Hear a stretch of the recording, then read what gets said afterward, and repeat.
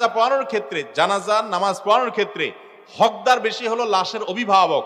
কথার কথা, আপনি মারা গেলেন, আপনার বাবা বেঁচে আছেন, তিনি আপনার জানাজা পড়াবেন। আপনার বাবা মারা গেছেন, আপনি বেঁচে আছেন, আপনি জানাজা নামাজ পড়াবেন। এক্ষেত্রে অনেকে এলাকার ইমাম সাহেবকে অগ্রাধিকার দেয়।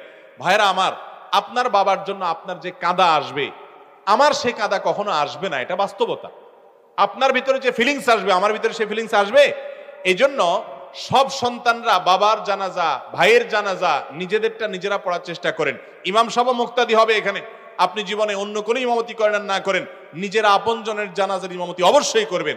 জানাজা নামাজে আমরা মনে করি কি জানি কি কঠিন কিছুই না ভাই, একেবারে সিম্পল। আপনি চাইলে 5 থেকে 10 মিনিটের ভিতরে শিখতে পারেন।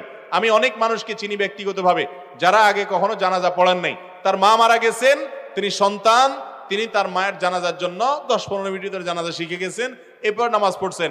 নামাজের মধ্যে যদি আপনি ভুল হয়ে যায়, দোয়া পড়তে গিয়ে আবার চেষ্টা করবেন, ট্রাই করবেন, নামাজের কোনো অসুবিধা হবে, ব্যাপারটা এরকম নয়। অতএব নিজের আত্মীয় স্বজনের জানাজা নিজে পড়বেন। স্বামী তার স্ত্রীর জানাজা অবশ্যই পড়তে পারবেন, পড়াতে পারবেন, কোনো অসুবিধা নাই।